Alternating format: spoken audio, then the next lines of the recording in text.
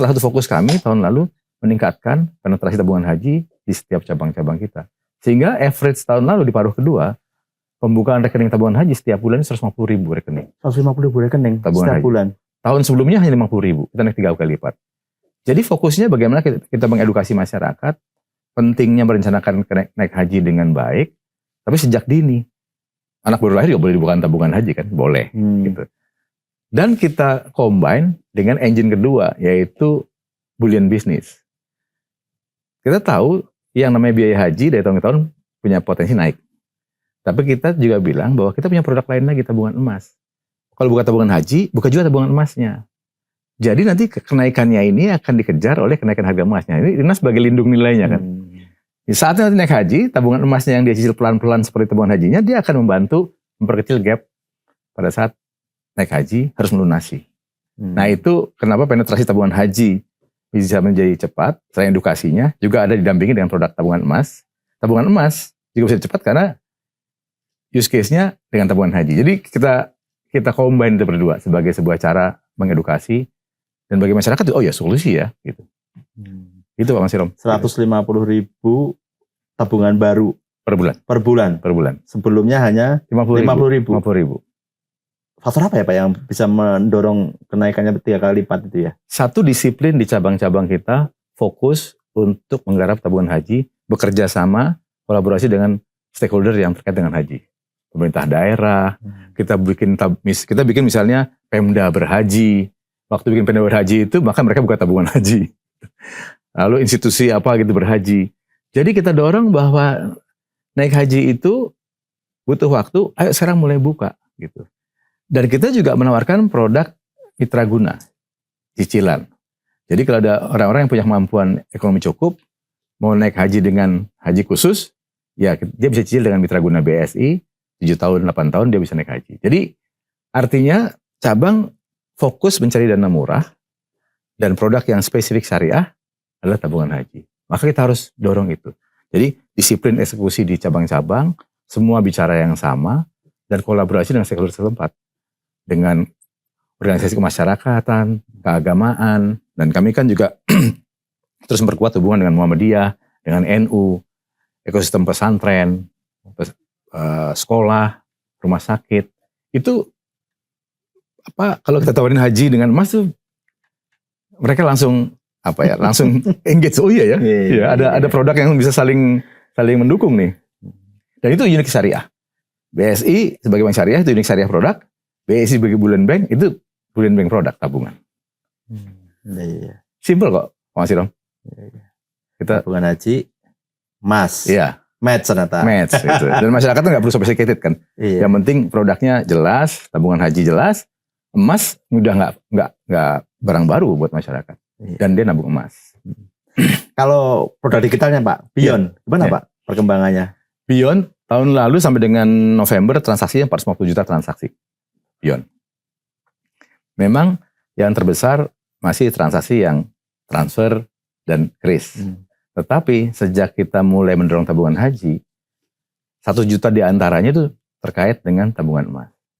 Sekarang para penabung emas di Beyond, kan mereka bisa beli emas, bisa cicil emas, bisa gadai emas di situ.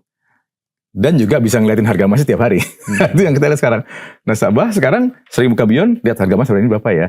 Karena di Beyond ada kelihatan tuh harga beli dan harga sekarang. Dia kelihatan tuh, oh hari ini saya udah untung sekian. Oh senang tuh dia, Mas Irom.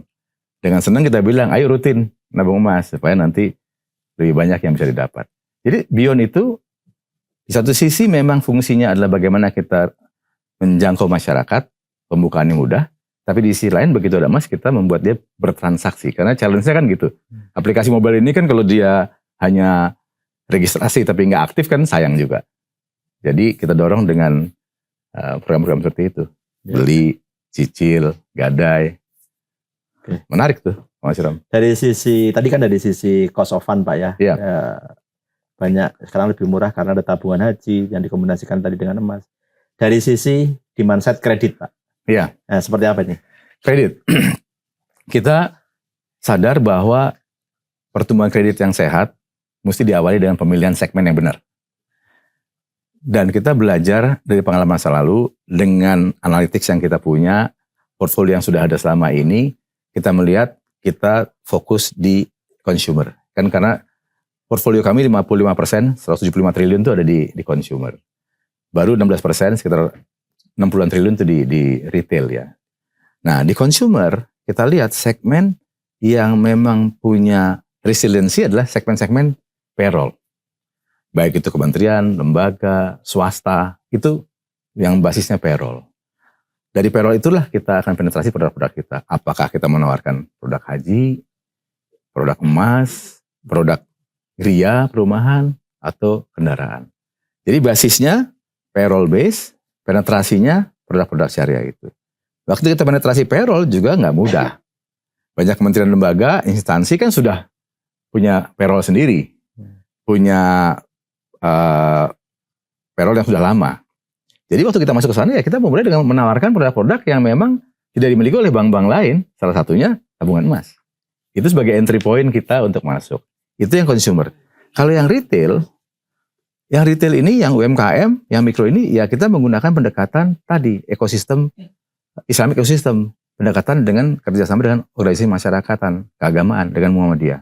Muhammadiyah punya banyak sekali unit usahanya, juga NU, juga yang lainnya. Jadi kita menggunakan basis ekonomi ekosistem itu, ekosistem yang kita bangun itu bersama-sama untuk penetrasi di retailnya, termasuk juga ya tentu saja turunan supply chain, value chain dari korporasi yang kita punya. Perusahaan besar pasti punya supply chain-nya ya. Iya. Nah itu kita juga garap karena garap juga karena ada kepastian akan bisnisnya. Jadi memang kita sangat prudent dalam pertumbuhannya karena kita memastikan bahwa NPF kita harus kita jaga dengan baik. Sekarang kan di bawah 2%, 1,81. Nah kita kepingin kita jaga betul agar ke depan itu kita bisa punya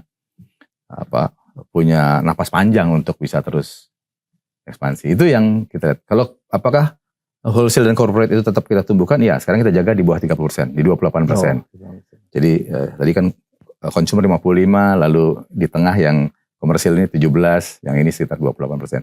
Dia tetap kita perlukan karena kita butuh mereka sebagai source of growth untuk penetrasi konsumernya, dari karyawannya, untuk penetrasi middle-nya, dari supply chain-nya. Jadi kita memang kombinasi itu perlu. Tapi kalau ditanya, Pak Mas Irom bilang tanya apa? BSI bank apa? Kita bank consumer dan retail komersial. Itu proposisi kita. Ya. Pak, 1 Februari lalu kan milad kelima ya? Iya, alhamdulillah. Nah, sepanjang 5 tahun ini kalau Bapak lihat seperti apa gitu BSI? Ya, kita melihatnya waktu pertama kali merger, BSI betul-betul fokus membangun fondasinya. Fondasi dari sisi bagaimana membuat culture dari 3 legacy itu bisa menyatu. Kan 3 legacy itu ya. Dari BNI Syariah, BSM, Bank Syariah Mandiri, dari BNI Syariah. Ya. Biasanya tantangan merger itu kan culture yang berbeda-beda, menjadi kontraproduktif. Nah itu saya melihat di fase awal BSI sangat baik dalam persiapkan fondasi dari sisi people-nya.